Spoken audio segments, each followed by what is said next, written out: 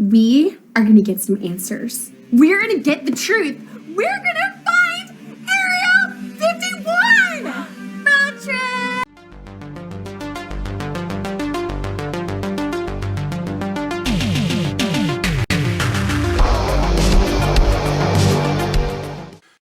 Hi, this is the Professional Amateur coming to you with another review.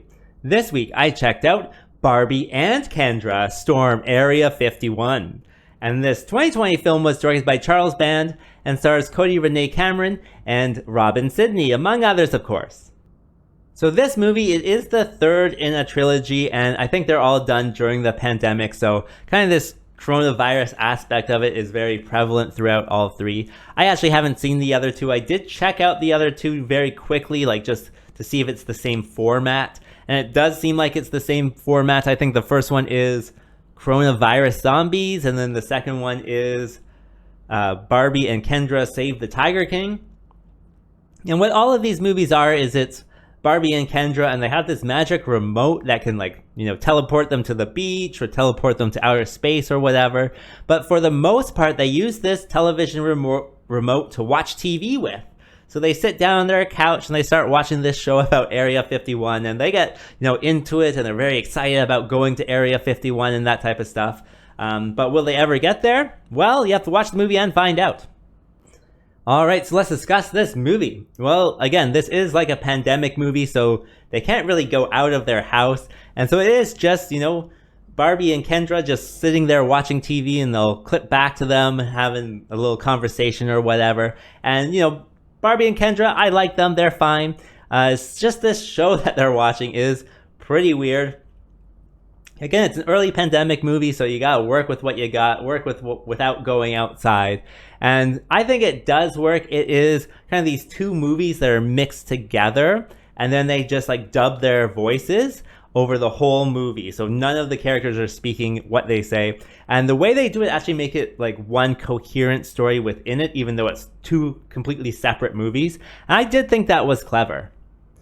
So the two movies that they're using in their TV show, I actually had to look them up. It's The Space Thing from 1968, and then The Day Time Ended from 1979.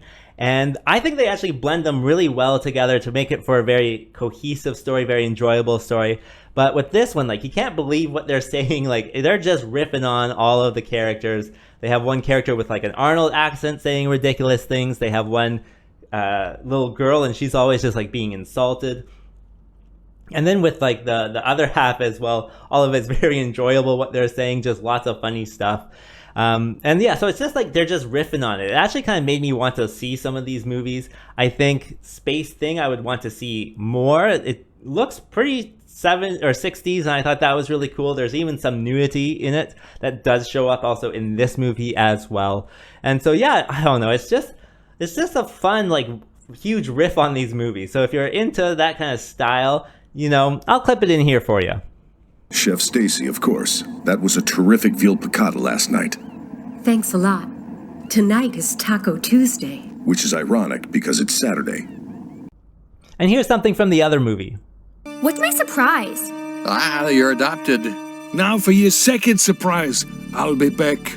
Is it bling? No.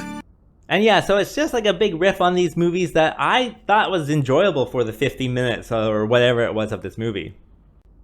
And what else can I say? I don't know, it was a very ironic 50 minutes, I'll say that, because, I'm sitting here watching it, watch them sit on their couch, watch something on their TV, and so it's all very ironic that way. I would say it's an enjoyable 50 minutes or whatever it is, but yeah, certainly ironic. And they even have commercials like this one. 51, brought to you by Foil Hats.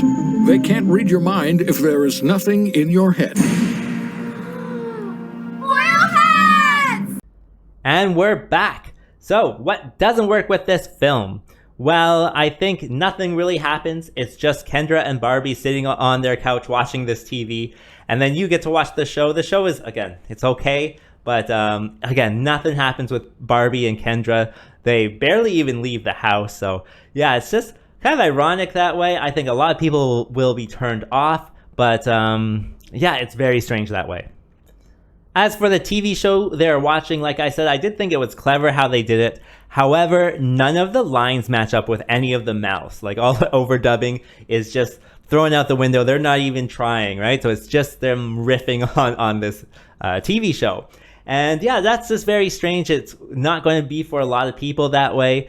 You have to never watch the mouths. You have to understand it's kind of like mystery science theater where they're just like riffing on a movie, right? So yeah, it's that interesting kind of quality to it that I'm sure is going to be for some people, but certainly not for everyone. Other than that, yeah, it's just these two girls watching TV. I don't know what to tell you. So who would I recommend this movie for? Well, if you like things like mystery science theater where they just, make fun of these old movies and just talk over these old movies, then this is kind of up your alley, I would say. And at 50 minutes, it's not that long either. So you can definitely check it out. As for rating, I have to give it the risky score of 2.3 because it's a big risk if you decide to press play. And with that being said, I think that's all I wanted to say. So like and subscribe, and I'll see you next time.